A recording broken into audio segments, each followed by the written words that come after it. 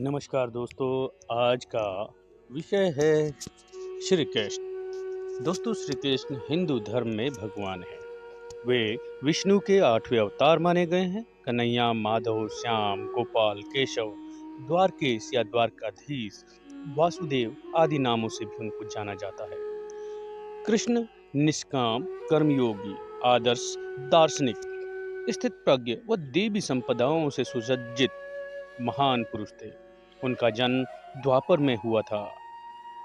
उनको इस युग के सर्वश्रेष्ठ पुरुष, युग पुरुष या युगावतार का स्थान भी दिया गया है। कृष्ण के समकालीन महर्षि वेदव्यास द्वारा रचित श्रीमद् भागवत और महाभारत में कृष्ण का चरित्र विस्तृत रूप से दिखाया गया है। भागवत गीता कृष्ण और अर्जुन का संवाद, जो ग्रंथ आज भी पूरे विश्व में लोकप्रिय है, इस उपदेश के लिए श्री कृष्ण जी को जगत गुरु का भी सम्मान दिया जाता है। नमस्कार दोस्तों, मेरा नाम है सुनील और आप देख रहे हैं धर्म, कर्म और वेद पुराणों का सनातनी संगम।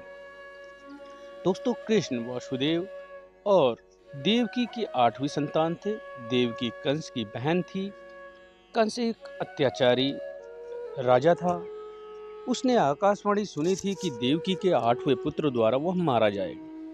इससे बचने के लिए उसने कंस ने देवकी और वसुदेव को मथुरा के कारागार में डाल दिया।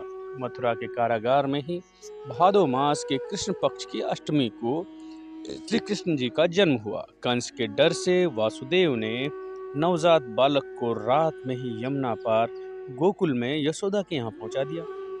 गोकुल में उनका लालन पालन हुआ। यशोदा और नंद उनके पालक माता पिता थे। बाल्यावस्था में ही उन्होंने बड़े बड़े कार्य किए जो किसी सामान्य पुरुष के लिए संभव नहीं था। अपने जन्म के कुछ समय बाद ही कंस द्वारा भेजी गई राक्षसी पूतना का वध किया। उसके बाद सक्टासुर, तृणावर्त आदि राक्षस का वध किया।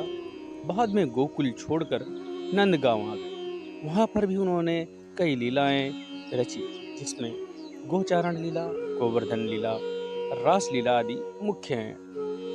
इसके बाद मथुरा में मामा कंस का वध किया। फिर सौराष्ट्र में द्वारका नगरी की स्थापना की और वहां अपना राज्य बसाया। फिर पांडवों की मदद की और विभिन्न संकटों में उनकी रक्षा की। महाभारत के युद्ध में उन्होंने अर्जुन के सारथी की भूमिका निभाई और रण क्षेत्र में ही उन्होंने उपदेश दिया।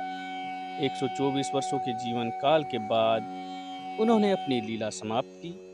उनके अवतार समाप्ति के तुरंत बाद परीक्षित के राज्य का कालखंड आता है। राजा परीक्षित, जो अभिमन्यु और उत्तरा के पुत्र तथा अर्जुन के पौत्र थे, उस समय से ही कलयुग का आरंभ माना जाता है। तो दोस्तों, हिंदुओं के इतिहास, साहित्य और धर्म का आप अभी वर्णन सुन रहे थे। आशा करता हूँ कि आप सभी को ये पसंद आया होगा। सुनने के लिए धन्यवाद। जय श्री कृष्ण, जय श्री कृष्ण, जय श्री कृष्ण।